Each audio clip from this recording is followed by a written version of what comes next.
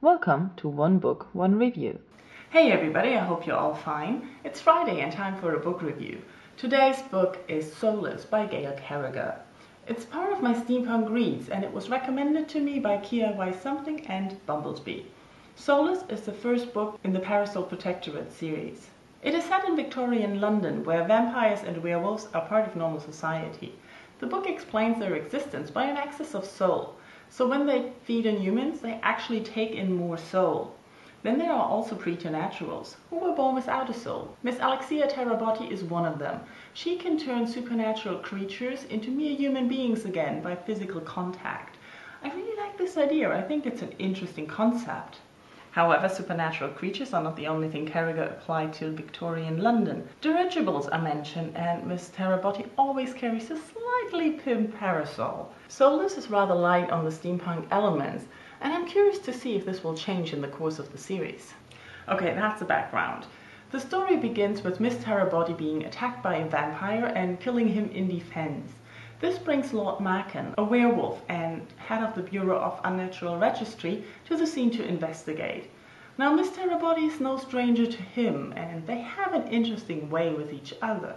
Lord Macon is clearly aggravated by her. Frustration rings in his voice and demeanor. And Miss Tarabotti? She's just her clueless self. So from this beginning, I expected Soulless to be some kind of a mystery detective novel, with the Lord and Alexia bickering with each other in a light and comical manner. Well, I guess in some ways, that's what happened. Apart from the light manner, the story quickly moves into a romantic direction, and I'm talking adult romance here. I sure as hell did not see that coming. The mystery of the rogue vampire is not forgotten, and with the appearance of the scientist, the steampunk elements return as well. But they all feel like a mere backdrop to the romance at hand. Now, to not confuse you, I really enjoyed reading this book. How can you say that? Because it's true, I was giggling most of the time. But we don't read romance novels, they're just so trivial. I know. Nevertheless, I really like the characters. Miss Tarabotti is just hilarious in her ways, and Lord Macon is funny in his attempts to deal with her. Their dialogues had me laughing out loud most of the time. Oh come on, the dialogues were average, and they were usually accompanied by them making out. But it was just funny to read about Alexia's clueless and clumsy attempts at that. Have you forgotten that you kept checking around to see if anybody actually saw what you were reading because you were embarrassed? So what, I'll just not read them in the cinema then. Oh dear. Well, at least you're not allowed to buy any new books until you've reduced that TBR pile outside.